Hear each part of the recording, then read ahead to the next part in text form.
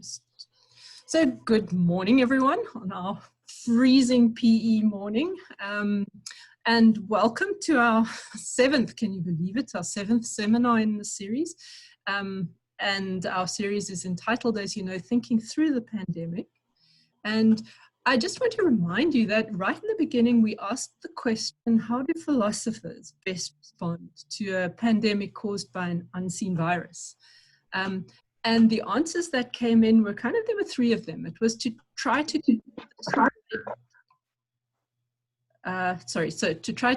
curb the spread of misinformation. That was one of the things.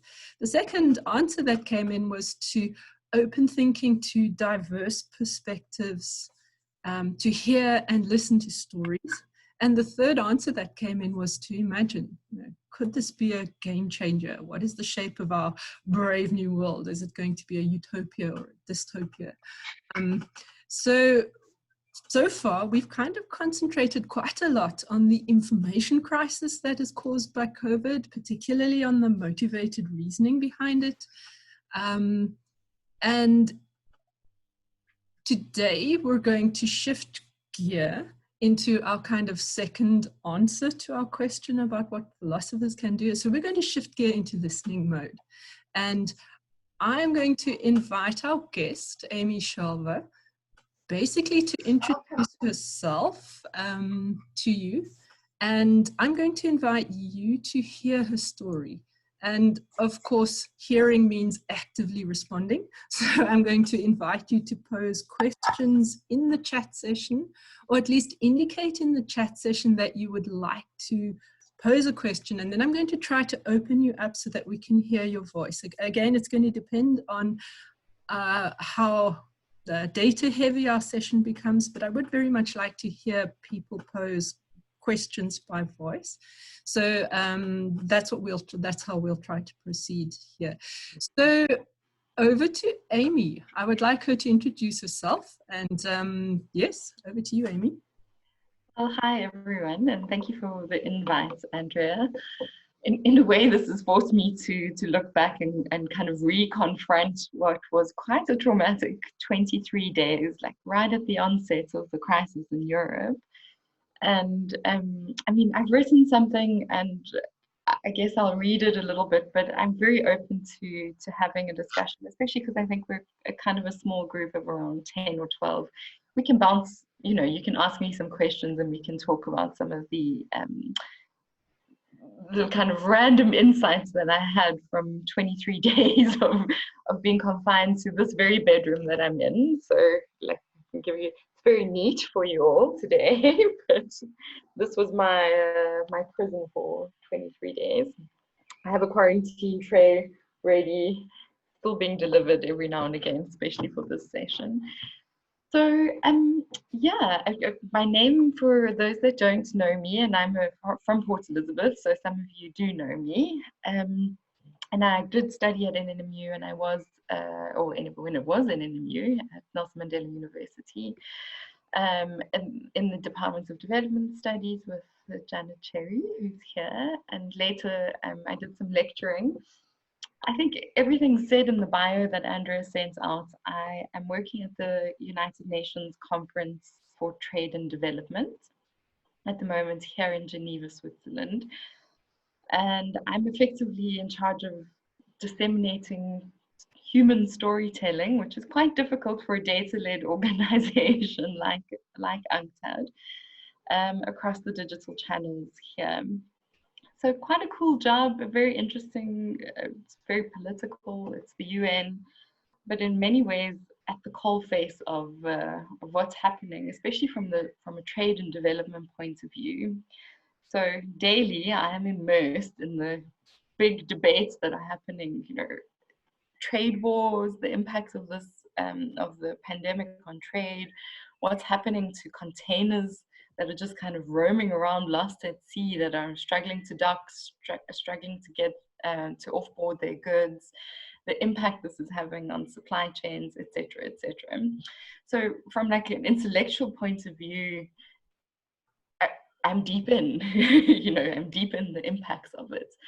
But I wanted to actually share more of the personal account this time, because obviously you guys have been debating the big issues of the time and the big issues related to COVID.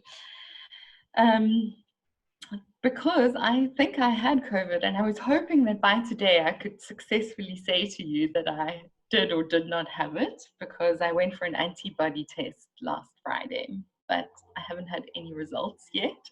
So I'm not sure why, or why they're withholding these results from me, but I'm hoping that I will have some clarity very soon on whether or not I actually did have it. However, I did have a textbook progression of the symptoms, and I do believe that I did catch COVID. So I wanted it to kind of be an informal session and a discussion session, but I've got some upfront insights, and I'll kind of take you on a narrative journey of what happened. I did write a little bit while I was going through the whole ordeal, and some of what I'm going to share with you is from that time. So you'll just have to listen in and then get a sense of what transpired while I was sick and in my bedroom and not sure whether or not I did have it or didn't have it, but wanting to protect the people that I live with. So welcome to my quarantine kitchen, where I spent 23 very, very, very long days and nights right at the beginning of this pandemic, being quite ill and really on one front very scared about what could happen, because we were witnessing what was going on in Italy live and broadcast in a much more present way than what we had access to with what happened in China, obviously, because their media coverage was more limited, more Chinese in its coverage. But once the pandemic hit Italy, and that's right on the borders of Switzerland, we really had a first-hand view of what was coming. And I think this has subsequently informed everyone else's decision and policy making in the face of COVID. I'm not sure, if that was a good thing or a bad thing. I think the Italian case was really quite scary, along with Spain. But anyway, okay, so let me walk you through the beginnings. So every generation must have its plague. I think in South Africa, this is our second plague in the generation, so that is something to think about. But what happens when the plague gets personal? This became a running question for me in the 23 days that I was locked down in my bedroom, as I pivoted from having had a weekend in Geneva where I said yes to every invite. I went to every soiree that I was invited to, birthday party, lunch, dinner, drinks, knowing full well that COVID was a dark cloud over the world, some kind of dark cloud in the Chinese direction, but still wanting to enjoy a weekend with my friends. I just got back from the US a couple of weeks earlier, and the weather was changing. It was kind of a sense of spring was on the horizon, and everyone was feeling quite excited. The weather was great that weekend. Ironically, a lot of the choices that I made that weekend prior to getting sick would today be considered just bad and stupid.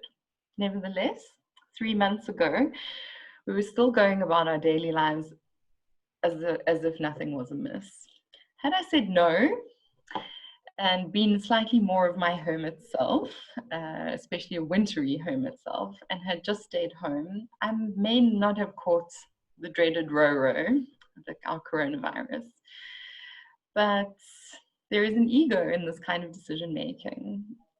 We all think bad things simply won't happen to us. It is always somebody else. And I should have known better.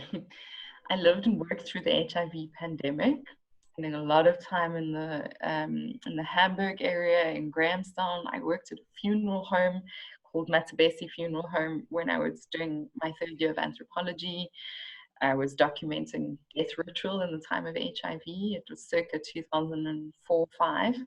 So I knew full well what a plague was like. It's amazing how memory just fades. Anyway, So I worked through the zenith and also through the denouement of the HIV plague. And something I forgot was that, of course, it can happen to you if you don't take precautions and you don't protect yourself. Anything can. We just have this false hope that, or is it a delusion? I don't know. That the realm of bad things is another dimension that just doesn't happen to us. Most of us are watching the COVID-19 pandemic from the sidelines, like these people in the image on the side over there. Let me see. Can you see my screen? Sorry, the video is a bit red, so I'll move that across. There we go. So most of us are watching COVID-19 from the sidelines. Sure, it's like a sports event where you're forced to watch the shenanigans on the field, but without alcohol. And you cannot leave the stadium, and all the other spectators are actually just avatars on screen. It's very dystopian, but very real. The few people on the pitch, however, face the real battle, and they are the few that are fighting this furious game of the unknown. As with many games, it is survival of the fittest, except we don't know who the fittest is or what makes you fit in this game, why some succumb and others do not. Then, just as you think you are a simple spectator watching from the sidelines, just witnessing the scoreboard ticking over, suddenly you're teleported onto the pitch. Wait, me on the pitch? Why? Why am I on the pitch? Yeah, you're sick now. You're in the game. But why? I'm not supposed to be here, you think, running away from the truth of it. But suddenly you're running alongside hundreds of people from Italy and China and Spain. And the digital avatars whom you were just sitting with on the sidelines are there cheering you on. But you cannot feel them because they're not real. And you're alone. And you're out of breath. And your whole body hurts. And you're so dizzy all the time. And your head aches, and your nostrils burn, and your chest quakes a lot, and you get strange rashes, and a weird, mistimed, out of sync period, and your whole body aches, and your skin peels, and you're so dizzy and alone, despite all the screens that surround you. And the umpire and the referees are right there with you, doing their telemedicine with their screens, holding them up in their scrubs, plugging you into other screens just so that you might survive. This is a modern plague for sure, and it's digital. It is broadcast live with ticket timers, counters, graphs galore, narrowcast to family and friends like we're doing now, and shouted from every rooftop and screen.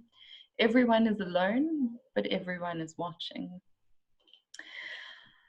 I spent 23 days in complete confinement here in this room, unable to leave the bedroom because I would likely infect the people I live with, both of whom are in a risk category, who are over 55 years old. I spent 23 days in self-isolation, confronting my confinement with a mixture of both concern and curiosity.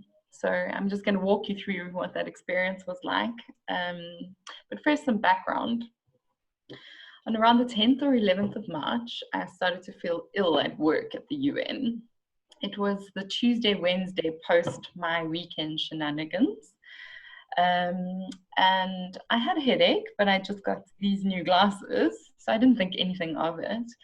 At that point, life in Geneva was eerily normal, though the tension was palpable, and we are a political organization, so people were talking about it. I remember sitting in meetings about big conferences that were coming up in the coming weeks, and just leadership in complete denial that they were going to probably have to cancel or move these conferences online. Anyway,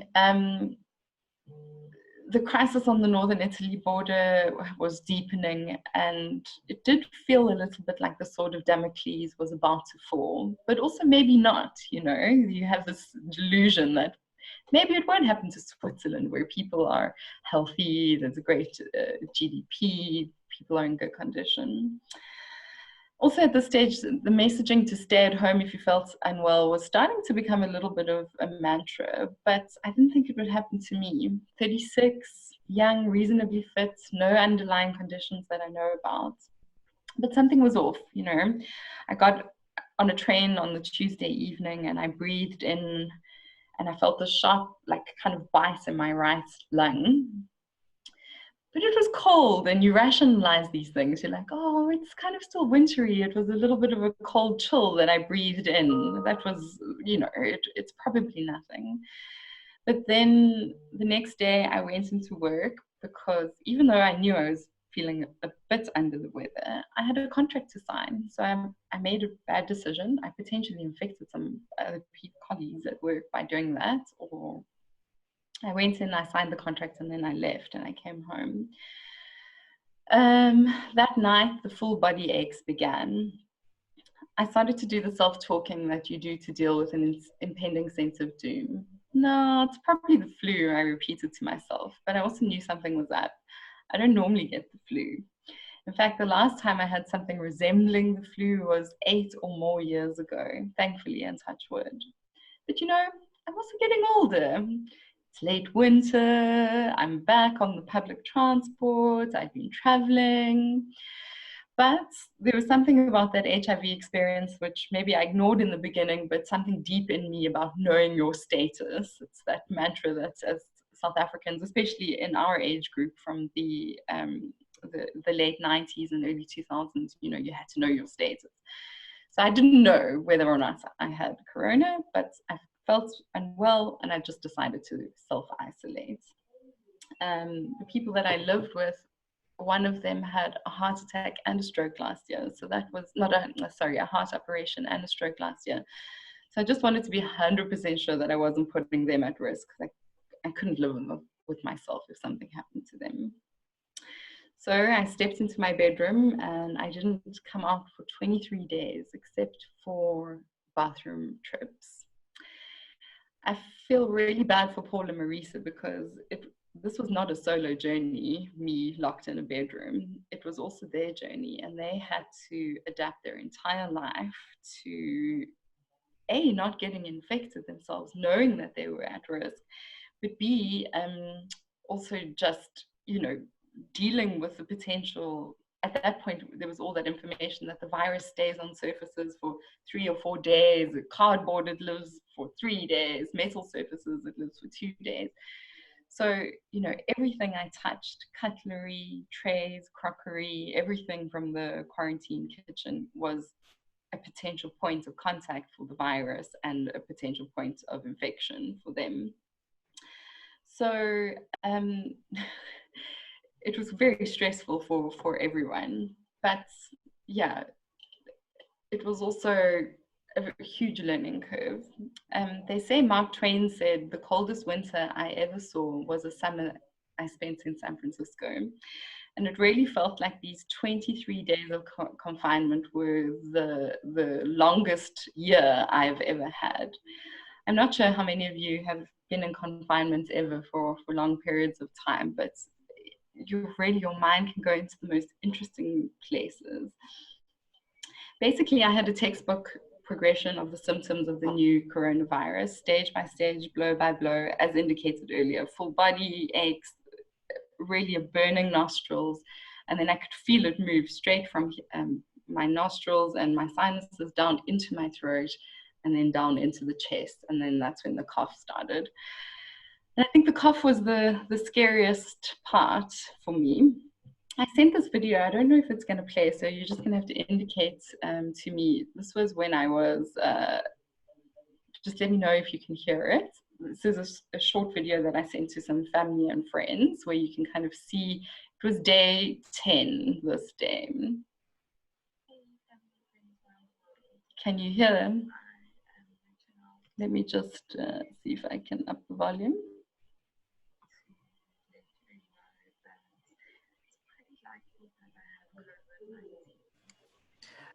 Amy, it is still a little bit soft. Let me see if I can improve the volume there. Let me know if that's... Hey, family and friends around the world. I am reaching out to let you know that it's pretty likely that I have COVID-19. I'm stuck in my bedroom, day 10 of isolation in Geneva. I've had basically a textbook progression of the symptoms of the disease, including the rising symptom that's been mentioned, that you lose all taste and smell, which is something that's happened to me. I wish that happened earlier in my life, because it's surprising how much food you eat when you can smell and taste it, and how little you eat when you can't smell and taste it. I'm over the hump, I think, now. It's been in my chest, but it's been a very difficult 10 days. This is not the flu. I can tell you that categorically. It's something else. My entire body for the last 10 days has been aching and pain, fighting this disease. I've been coughing like crazy for the last 5 days. It's impossible for me to know whether I actually do have it, but today I learned of that final symptom, the not being able to taste, and to me that confirmed it. Switzerland is not testing, so there's no way to really know if I have it, because I'm not in critical or I'm not in a high risk group. So I just wanted to share the news with you. I'll let you know that I'm doing okay. I think I'm over past the worst of it, but that this is incredibly serious. Yeah, I'll pause over there, but oh, there we go. So that just gives you an indication. I mean, at that point, like, I kept thinking or trying to convince myself that I was getting better, you know. Every day it was like, yeah, no, I'm getting much better. But I was really struggling to breathe, and it was quite scary. My mom is a nurse in PE. She used to run the clinic at Summerstrand Pharmacy. So she was getting like my daily diary and photos of the thermometer that I was tracking the progression of of my symptoms, the just basically the blow by blow account of what was happening, because, you know, I couldn't. Okay, so imagine life in French here. So I was trying to communicate my symptoms to my doctor in a mixture of French and English via telemedicine. I hadn't really been to the doctor very much before in Geneva, so it was quite an experience to try and navigate, like, being sick, being told that you cannot come in because you're not in a high risk group at all. And then, you know, like, just being told you need to stay home and recover, just get better. It's, you know, it's all very well to be told that, but knowing that there's a thing out there that could be in you, but that you're not allowed to know whether you actually have it or not, is really, and it really became an exercise in surrender and a proper encounter with futility, fear, and powerlessness. So that was one of my first lessons, is that it's okay to be powerless because you have no choice in it. And I've always been someone who's really kind of wielded agency and tried to break the mold and do things and push. And I don't like hearing no's. You can't do this. So it was really hard for me psychologically to get over that fact. And the European way is also, you know, in Africa we have a little bit more of a laissez-faire. We can push things around a little bit, and you have contacts and a network, and you can figure stuff out. But here it's just a hard no is a hard no that you have to accept. Anyway, I think the second lesson was realizing that I was not as strong-minded or willed as I had believed. And, you know, you think about prisoners, especially people that have gone in for lesser crimes, and how difficult it must be to accept the stages you must go through to accept your confinement or your imprisonment.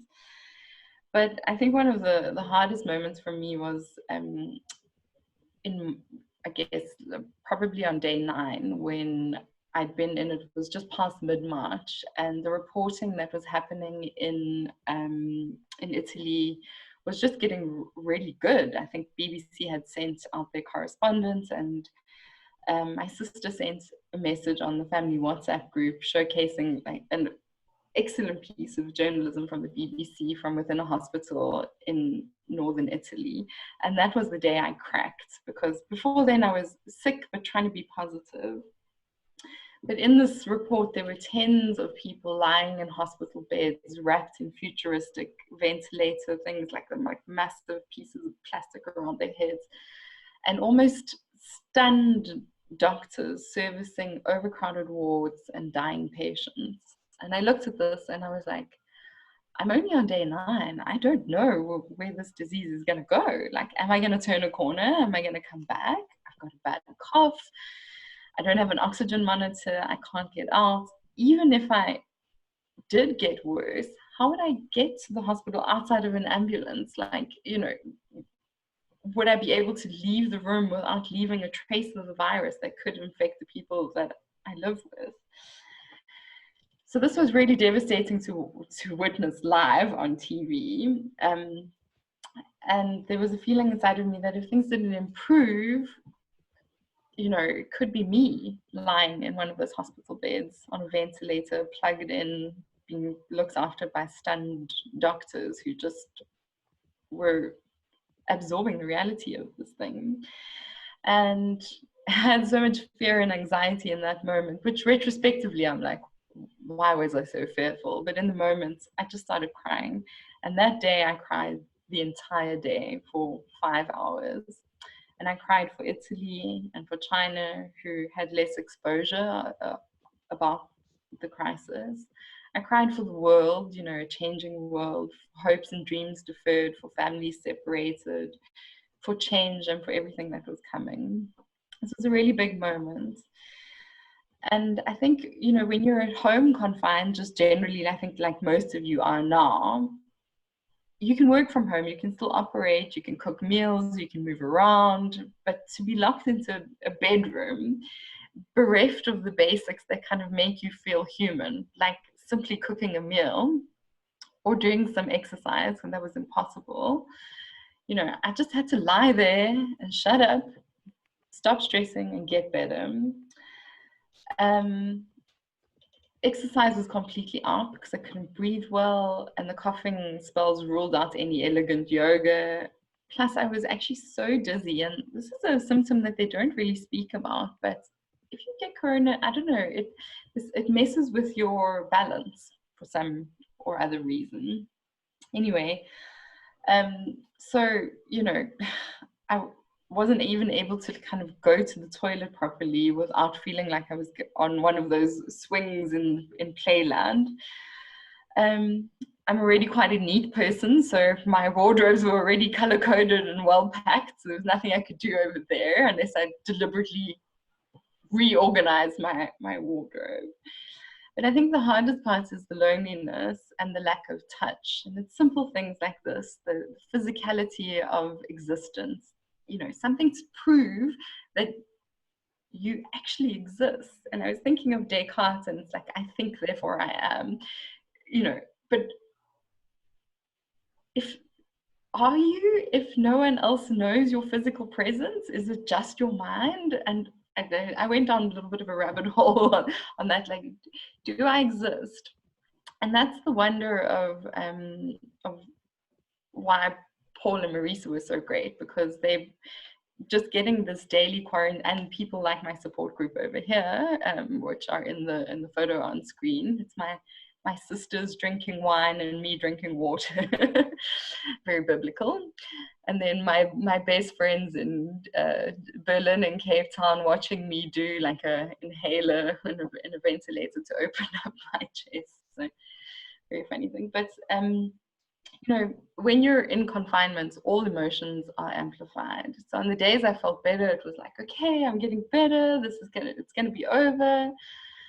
And then on the bad days, or the next swing or the next roundabout, the crashes were so hard, and even small setbacks like a rash or the fact that I didn't get an email or a text message that I was expecting felt like it was literally crashing me. And this really like proved to me the power of the mind, because there was nothing else really to occupy me or distract me. I couldn't even really go out onto the little balcony that I have, because there are 2 cats in the house. And we were scared if I touched the cats that they could actually be carriers of the virus. So I didn't even have the love of an animal around to buoy me. Anyway, it sounds like very depressing, but I'm way past it, and this is just kind of a retrospective analysis. But I do realize, I was thinking about Castaway, and I rewatched it with the Tom Hanks, and I was like, yes, this is why he needed a Wilson. So I like kind of made a little Wilson. Well, a friend of mine, son, drew me a picture of what he interpreted Wilson to be. So I had that next to my bed. Also, you know, I faced a lot of threats that I guess the 40 million Americans that have filed for unemployment as of yesterday, and a range of other people around the world. And I guess, I don't know what the numbers are in South Africa yet, if, you know, where unemployment is sitting as a result of Corona. But I faced losing my job. I had a contract renewal on the 1st of April that I needed to kind of pretend to be okay so that my employers didn't feel like there was someone at risk on the books. And I had to also, you know, deliver work in such a way that I didn't actually formally take time off. People knew I was not well. They didn't know what it was.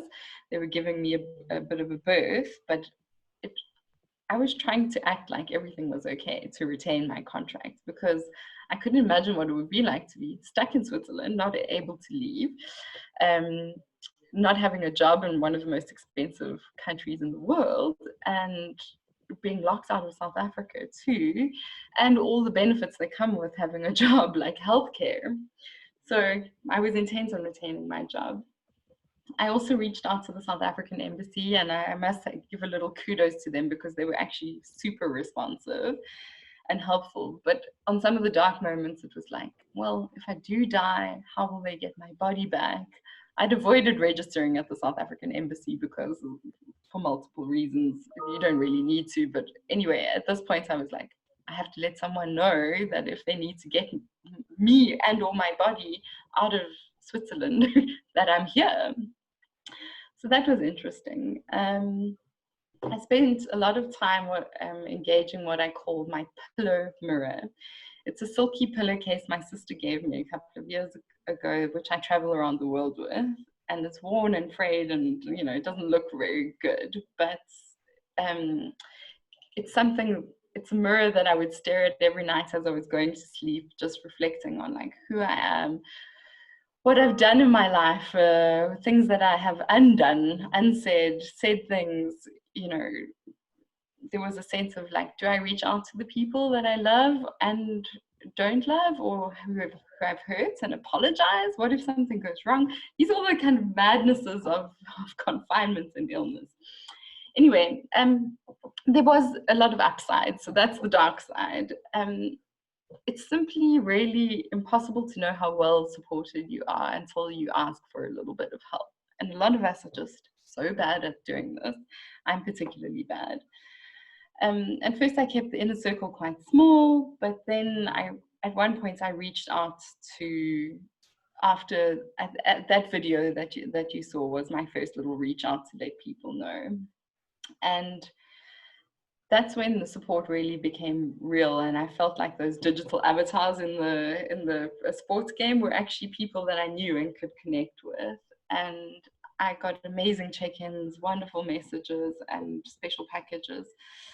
But the most inspiring thing was what I have dubbed the quarantine kitchen. And I know it's been 30 minutes of me getting up to the quarantine kitchen, but something that Paul and Marisa, the couple I live with, did for me was just amazing. And if you do get anyone that is sick and that has to quarantine, I would highly recommend looking after them in the way that Paul and Marisa did for me. They went to the ends of the earth with small daily gestures that I felt were really the hallmark of humanity. And So the next real lesson for me was that love comes in the shape of a meal. And that meant 3 meals a day for me, on delivered on these wonderful little trays. And sorry, I'm just quickly getting my place. These two were running ragged on the other side of the door, cleaning, disinfecting, sterilizing, researching, and doing that all day long around these 3 meals. I just saw the final product, one of which is on the screen right now, but they ensured that every meal was prepared with complete love and verve. Every tray that was delivered to my door, so they would come, knock on my door, put down the tray, knock on my door, and then go away. They were delivering everything in masks. They had disinfected the floor before. I would take the tray in with my mask, eat the dinner, and then they would text me and say, when you're done, put the tray out. They would come collect the tray in gloves and masks.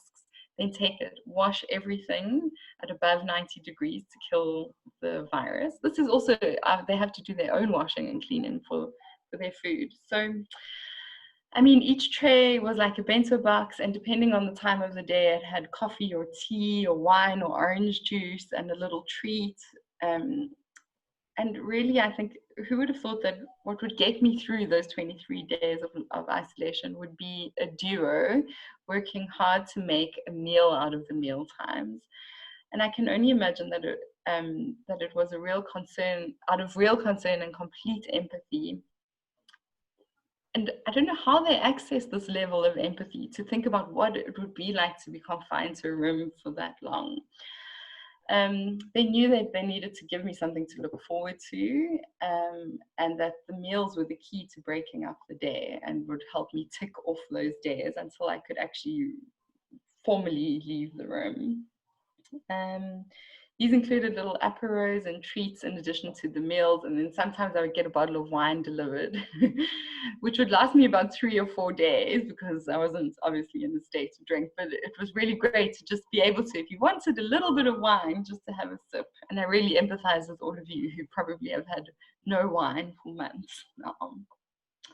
Anyway, I had a couple of other wonderful crutches, like between 9 and 12 every day the sun comes into my room, so I would sit naked in the sun to get vitamin D in this little kind of sliver next to me to catch some of the rays. I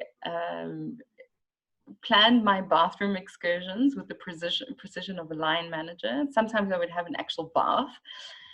I overbrushed my teeth because it was the only thing that I could do. I downloaded Audible for the first time, and I highly recommend it for anyone who hasn't got Audible, that it is a fantastic thing just to occupy your mind and your space.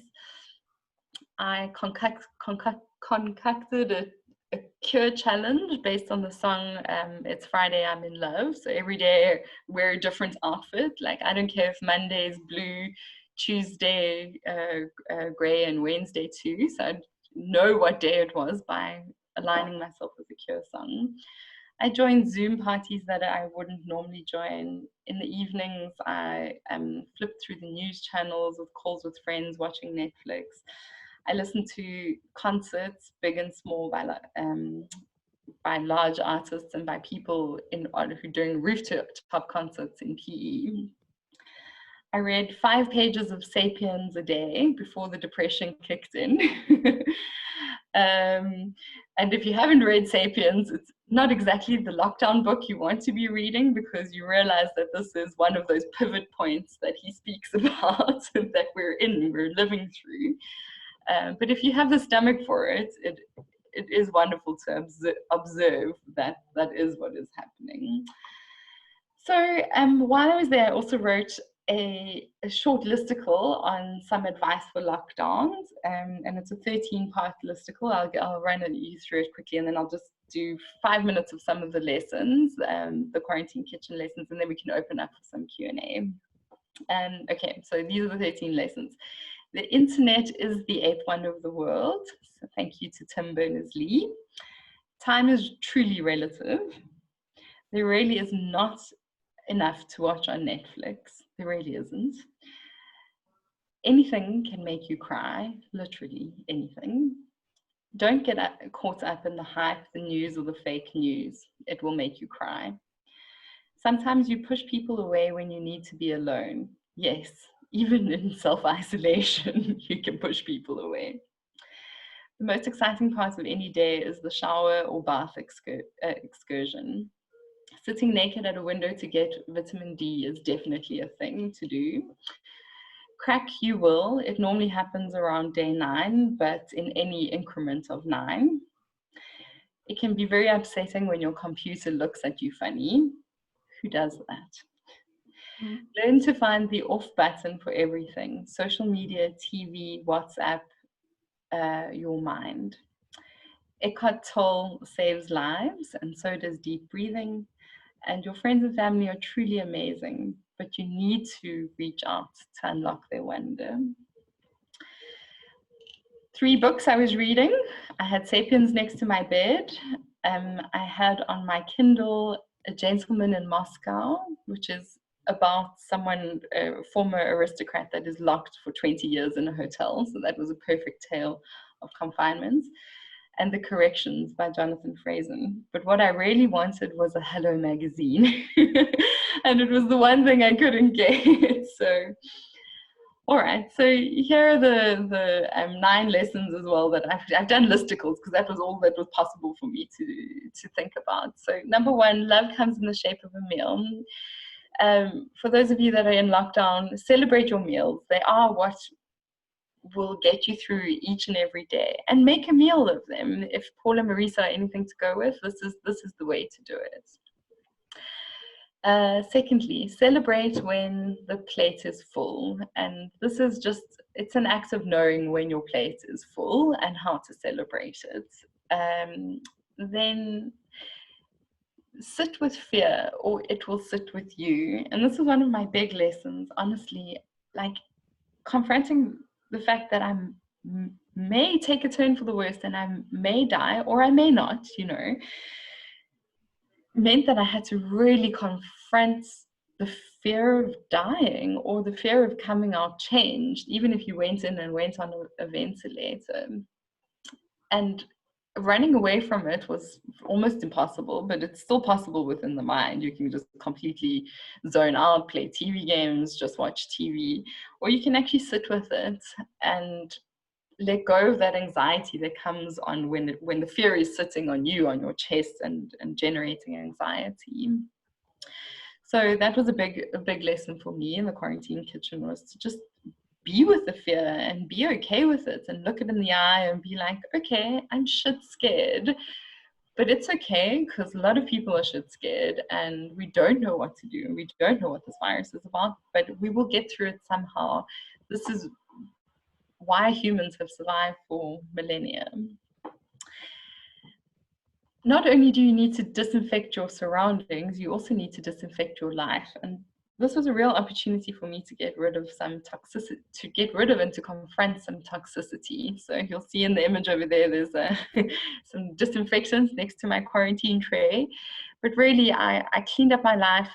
Where possible, I made a bit of connections with people that I needed to say a couple of things to. And I just wanted to emerge from the room with more of a clean slate and a disinfected slate. So my recommendation would be, if you do need to disinfect certain areas of your life, now is the opportunity.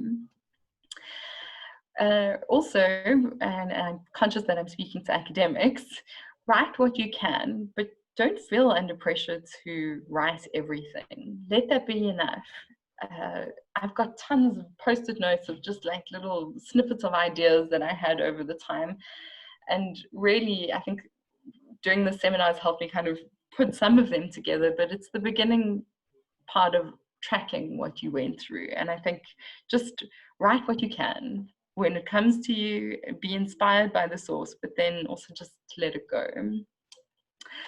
Be thankful, but also see where there is a lack. And I think this is an important thing as we move into a whole new post-COVID world, is to acknowledge what we have, but also to see what we don't have. And I think a lot of us are in privileged positions, But this is going to raise very important issues about social security, healthcare, that really do need to be addressed, and they've been on the agenda for over 50 years of neoliberal, 30, 40 years of neoliberalism, but further than that, back to structural adjustment times. We can't live in the world that we do. So how can we observe the lack that there is, but also be grateful for what we do have? So quarantine kitchen lesson number 7 was that confinement can really generate 2 awesome things, and that's creativity and curiosity. So once you get past fear of like, what's going to happen, the change, am I going to get sick, is someone that I know going to die? Once you're over that fear, on the other side of fear is freedom. And when you are free, you are more able to be creative and curious. And I'm still kind of moving through this myself. It's around day 87 in Switzerland's lockdown, and we're easing up on that. But I really feel like my creativity is opening up now that I'm past the anxiety and the fear of it. So embrace that as you can. And to remote control that fear, you are in the driving seat of your own destiny and experience of this. Don't let fear overtake it, because on the other side of that, you can be more curious and creative. And finally, I think this is a big lesson, is to let go of ego. We are all in it together. We all get sick. Our bodies are fallible. Our societies are fallible. But we don't have to think only of ourselves in this. There's a lot of potential for a huge social disruption and social change. And I think if we all let go of our personal experiences, once we've worked through it, we can come together to figure out a new way of doing things. My brother sent me this photograph of the first time I was ever sick, when I was a baby. while I was sick, I don't know where he found this image, but anyway, I had an injection in my head, apparently, because I was very naughty and they couldn't get a vein. And he just reminded me that people get sick and they get better, and societies get sick and they get better. So on the topic of society and illness, I just thought we could open up to a Q&A to discuss in the last 10-15 minutes about what we anticipate the whole new world might look like coming out of the COVID crisis. Thank you. Oh, and on that note, Vandana Shiva says that the only place things happen is at the local. We have to accept that there is a global, but we cannot live and be present there. The only place we exist and have influence in or on is the local. And for me, for 23 days, my local was my bedroom and myself. But, now we're opening up the layers of the local, and with all the time and space to think, what does a new world look like? Are we going to hold on to the old ways, or are we going to accept that we need to let go of ego and the way things were, what came before us, and embrace something completely new? Thank you. Amy, thank you so much. That was incredibly moving, and I'm sure that there are a whole lot of people who would like to open up to chat to you and to comment.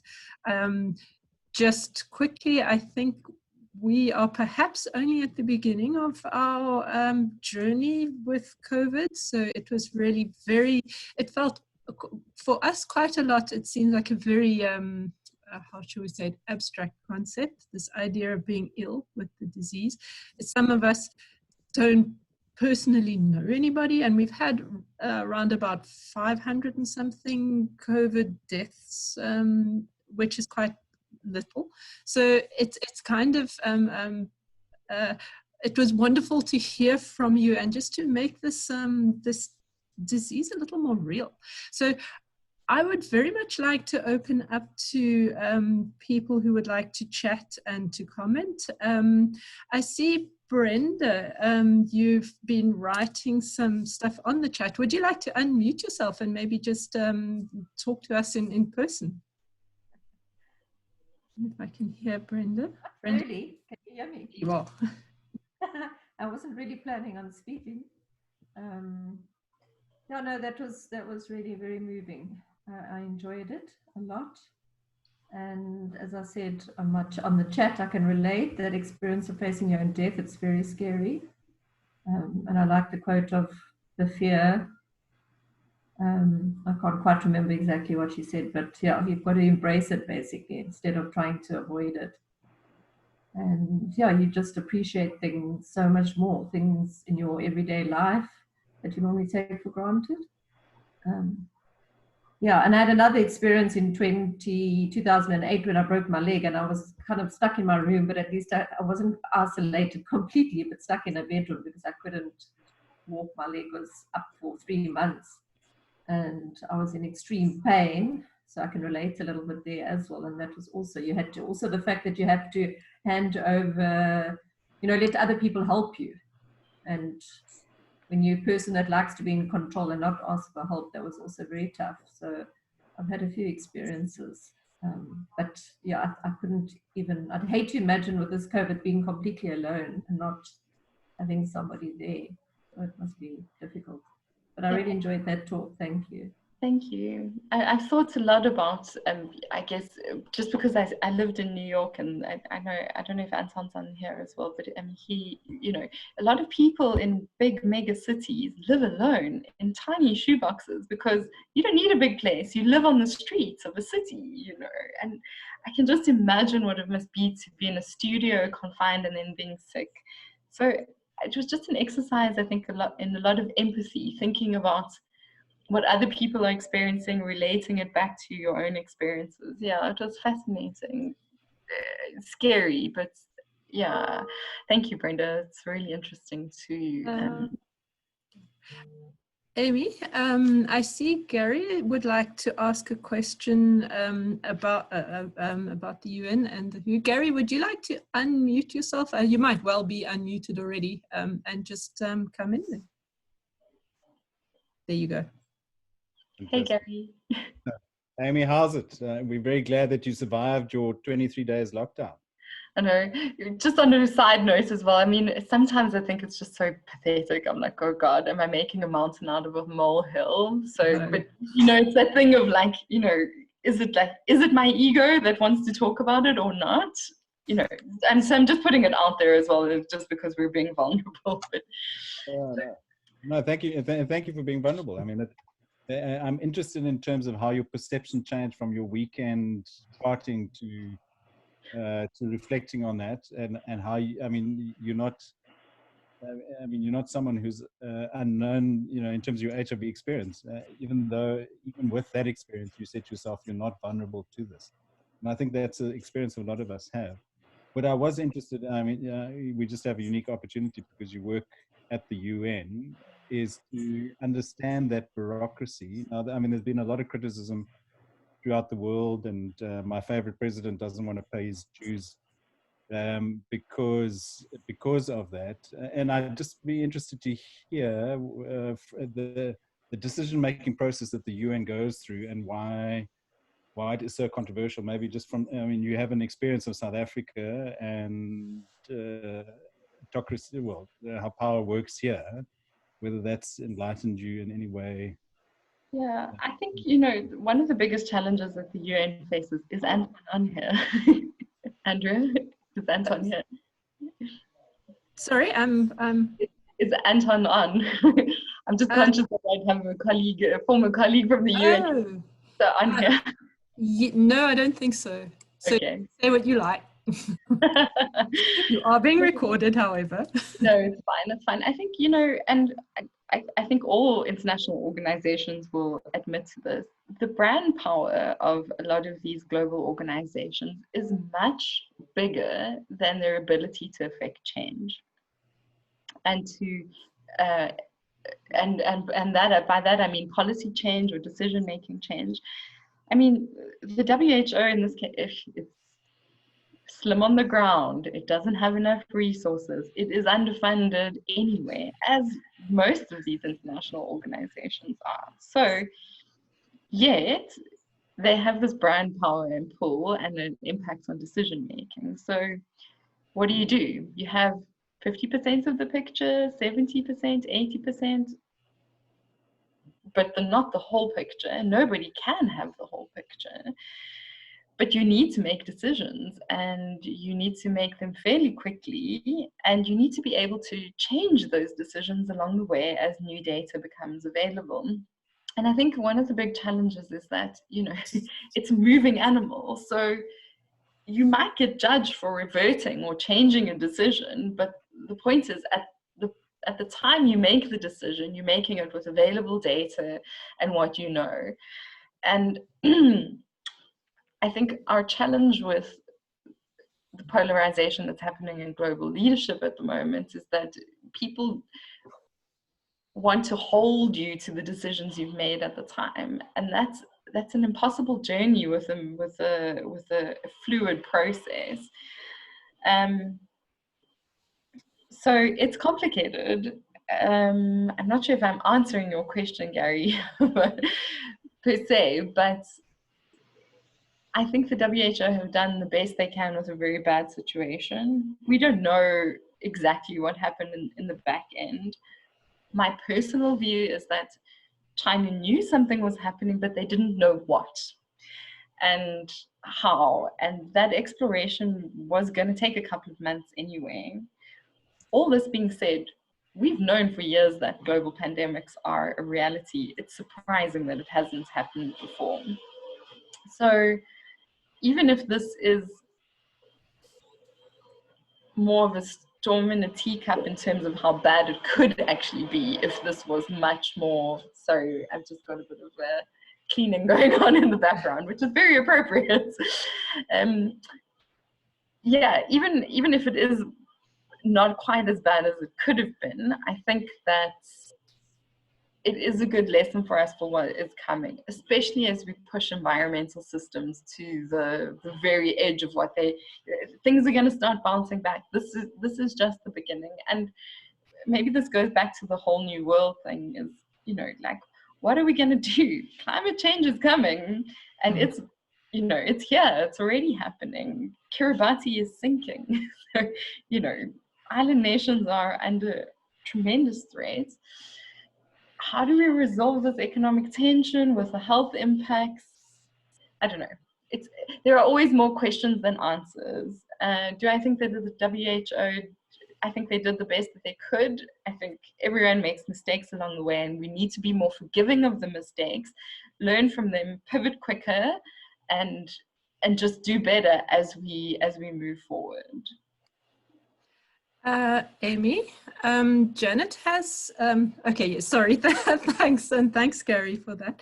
Hashila is up, and I think that probably indicates that she'd like to ask a question, but Janet has also indicated that she'd like to ask you a question. So perhaps we should ask Janet to respond, and then we'll go on to Hashila. Hello, Amy. Hi, Jan. So thanks. I mean, you actually have me in tears now, but anyway, I'm not going to get all emotional. And there were two things that you said that really struck me. And the one was the thing about the feeling of powerlessness. And I completely relate to that from my own experience of solitary confinement. And I think in a way, the difference is that the powerlessness and the loss of agency that you feel in your situation is even worse, because the enemy is undefinable, it's unbeatable. You know, you have no power over it at all. Whereas, I mean, in my situation, I could see the power relations changing in the future, you know, but you can't do that with a pandemic. Yeah. The thing about age also that just struck me, I mean, you said the people that you were staying with were over 55. And it's also just really been a big part of the way in which I've experienced this whole lockdown is relating to older people who are isolated and who are trying to keep safe. And that is both very old people like Judy Chalmers, who's COVID positive, alone in a cottage in an old age home in PE. Ken's mother, who's 95, who's alone in a flat.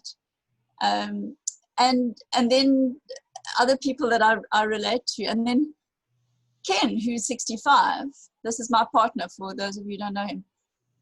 And he says it's all very well for me to want to go to work or go and do things and so on and help people and get involved in stuff, but then I'm putting him at risk. Do you know what I mean? So like, and he says there's no cutoff. Like, it's suddenly at 60 you become vulnerable. You know, he says, like, as we get older, all of us are increasingly vulnerable to this pandemic. Anyway, I just wanted to know what you thought about the age issue. Yeah, it's actually interesting because last weekend I got an invite to go to Zurich with friends of mine, and now I'm like, I'm well, I'm happy, I'm excited, but every decision I make, still I sit down with Paul and Marisa and we discuss it. And like, they said to me, you know, we understand it's summer, it's like summer in Europe right now outside, it's getting beautiful, the lockdown is easing, but if I got on a train, even with masks, even with gloves, even with disinfectants, even with washing hands, met up with 2 or 3 other people who have also been in isolation for 60 plus days, but we still don't know. They could encounter someone at the store who has COVID and pass it on. Did I have it? I still don't know if I have antibodies. I will give you an update once I know. But everything I do puts these people at risk. And could I be responsible for the death of somebody? I can't. It's just, so then you just rail back, and of course I just stayed at home. Stay at home. And it's a sacrifice, and it's about love and respect and honoring the local, like the very local, the local that you see every day. Yeah, so and anyone can get it. People are dying, kids are dying, you know, it's complicated. It's not that simple. We don't know who's the fittest, and we don't know who's going to survive. It could be any of us. And I don't even know if there are long-term impacts of this. You know, I still have a cough. There are. On your internal organs, especially. Well, I mean, I know this is weird for the men in the group, but I had like a period. I'm like a Swiss train conductor. I'm never late. I'm never early. It's like bang on time every time. And I had my period 9 days early. So then I was freaking out, like blood clotting, strokes, because these are all the ancillary things that come. Like, did it affect my reproductive organs? I don't know. It's quite possible. You know, I still have a cough, a dry cough. It's not anywhere as bad as it, you know, we have zero clue. Zero. We still know nothing. We're not even 6 months into this pandemic. So like, yeah. Amy, sorry to jump in there. We're sort of edging past our time, but I'd very much like to hear from Harshila, and then perhaps also just from Namaya, who's popped a question onto the chat. And then maybe after that, we'll unfortunately have to wrap up. So could I pop Harshila on? Okay, hi Amy, thank you very much. I just want to say thanks for debunking this. I think that's what you've done, and I took quite a few, wrote quite a few one-liners down.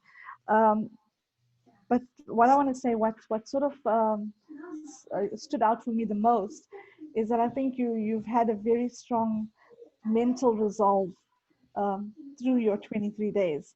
And that's something I've just been saying to people, that right now our mental health is far more important than anything else. And I think you've sort of alluded to that. So yeah, it was just more of a comment that I wanted to make or share back to you actually. And just to really say thank you for debunking it and sharing it in such a interesting way. You know, I think we've all listened right through. Nobody was sort of unfocused at any point. So thank you very much, and we wish you well going forward. And yeah, hope it's all good. Thanks. Thank you. Thanks, Harshila. Okay, great. Yeah, thanks. Nemaya, I could see that you're up there. Good. Nice. Nice to see everyone again too. Good morning, everyone. Amy, I had a question around this concept of a whole new world. And we are seeing across the world in the various societies that there's a very strong resistance towards this, where people want things to go back to business as usual. So I guess my question is around, how do we foresee this ushering in of this whole new world, considering that we live in a very capitalist system that requires for us to return to the old way of things being run? I mean, in this climate, we are seeing business owners and multimillionaires telling us, local people, to donate towards causes, which is just so telling about the system that we find ourselves in. So I guess I was looking to hear your thoughts, being that you are from the UN and the WHO, you are affiliated with these organizations. How do you see this starting to come forth, this idea of a new world, and how people's reception towards it is? Look, my organization that I work for in the UN is a left-wing organization. We believe in a global Green New Deal. There's a roadmap for it. We've written every year we put out, for the last 3 years, we've put out a trilogy of books on how to restructure the world. This is without a pandemic. So, I mean, can we use this as a catalyst? We could, we probably should. Are we going to? I'm not sure we'll get to that point where we let go of ego enough to transcend. And I think it's going to be messy and complicated for the next decade. Ironically, the decade of action we need to try and rein in climate change and achieve some of the global development goals. Can we do that without economy? I don't know. Humans are economic by in their very nature. You know, we trade. That's what we do. From 1 million years ago, when we were trading seashells with each other, a pretty seashell for a delicious piece of fruit. Like, this is innate to our human existence. Can we do it better? Sure. I don't know. There are a lot of us on this planet, and you know, the planet is pushing back. Do we open soon? I mean, I don't know. Like, can you trust that everyone will be responsible and stay home if they're sick? We don't know who's asymptomatic. It's really complicated, and I think a lot of it you have to have a moral core to do so. Do we have that in a society that's been ripped apart, where education is failing, the family system is like completely broken? I'm just thinking of being in the HIV sector and having all these children raised by pension-headed households or child-headed households. How do you even know what a moral core is there when you're just trying to survive? Do we just continue? Do we take the pandemic in our stride like we have before with other pandemics? What is the real value of a human life versus an economic humanity life? I don't know. I'm still like thinking about all of these issues on a daily basis, as I think we all are. But I think conversations like this and the series that Andrea and the team have put together are a starting point for that. How we affect change is going to be the big thing. So what do we actually need to do to push things around a little bit? Yeah, I don't know. I don't know. Thank you very much for that. Amy, thank you 100 times for an incredibly stimulating and yeah, moving, interesting talk. I think one of the comments from Vulindlela on the chat was that we needed to hear this story. So, and I think he's absolutely right. I think that we're in that position where you mentioned you were with Switzerland. Oh, maybe this pandemic is not really going to be so bad here. Potentially, we're also facing the beginning of our upward journey to the peak of this thing. We've been told our peak will be in September. That's still to come. So I think we very much needed to hear your story, and I just want to say thank you very much for making it available. I see that, or making yourself available for us to listen to, and I see that quite a lot of people are asking me to make the video available and share it more widely. I hope that will be all right. I'd love to do that. Okay, so thank you very much. Yeah, and thank you for creating this platform and this space for discussion. And I really, as I was saying now to Nehemiah, it's true, Nehemiah, sorry. We have to talk. We have to talk through this, and we have to figure out new ways, and we have to leverage our past scholarship and thinking and bring it to bear on this moment, because this is a moment and it's a global moment, and something needs to happen. Something always happens. It's how we shape that direction is going to be, I think, the subject of much more curiosity and creativity. Thank you. Thank you very much for that. Let's end on creativity and curiosity. I think that's very hopeful. And yes, I'd very much like you to maybe, we did this last time and it was very gratifying to see all of your faces. So if you wouldn't mind sort of turning on your videos just to sort of wave goodbye. And then I'll do the horrible job of turning you off at some point. Thank you, everyone. Bye. Thanks, Amy. Bye-bye. Bye. Nice to see you. Sorry to make you cry, John. Big kiss. Big hug. Bye, everyone. Hi, Lila. Hi, Ethan, looking Russian. Hi, Jenny. Oh, bye, I should say to all of you. Yes. And lovely to see you all. Hi, Adi. How are you? Good to see you. Gary, Maya. Thanks, Gary. All right. Okay, thanks so much. Yes. Thanks, Andrea. Yeah, that was lovely. Actually, kind of nice. I mean, yeah, I could have been better prepared, but it was still good. I wanted to be off the cuff a little bit too. So thank you. Thanks so much. All right, so I'm going to do the awful thing now and turn off. Bye. Chat again soon. Bye-bye.